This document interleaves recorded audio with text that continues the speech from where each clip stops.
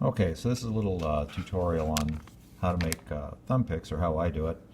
So here's a bag of Ernie Ball thumb picks. They are large size. I prefer those. Basically, if you look, this is the design of them. They've got a fairly long blade out here, which I really like because then I can do hybrid picking with them. And they come down here and they're quite tight as far as that goes. It's pretty thin plastic, so it wouldn't be very satisfactory by itself because it is a bit too thin, and so you can see there's a lot of easily wiggling.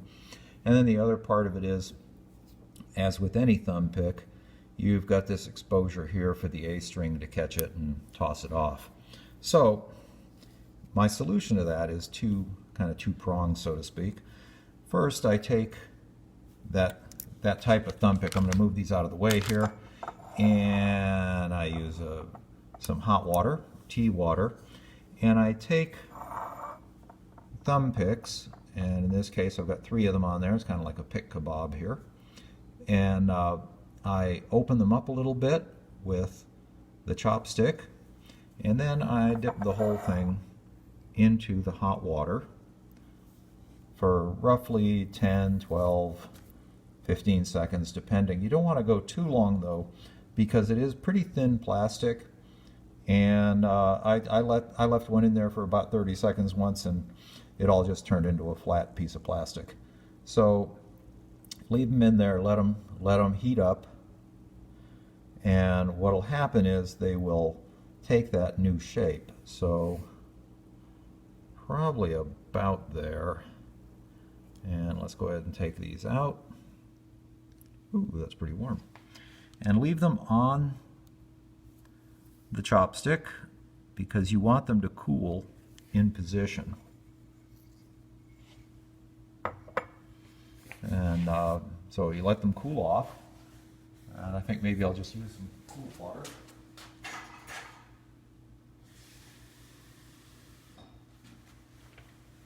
Cool them off a little more quickly.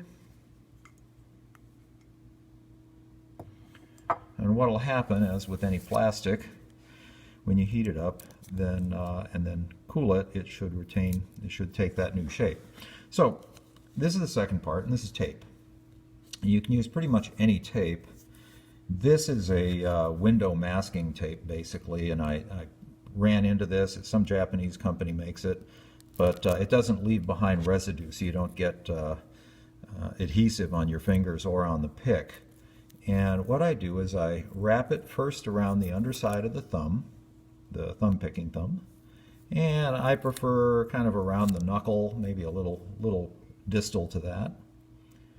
And then I take my newly enlarged thumb pick. You can see there, that's the new. This is the original. You can see the difference there. And I bring this around the tape.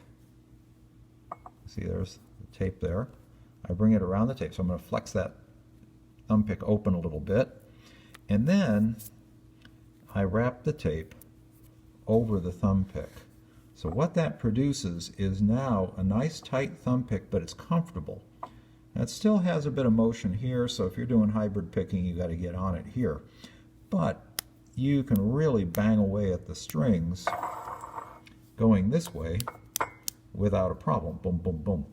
And the kind of the serendipitous advantage here is that this is you no longer have a place for the A string to get caught.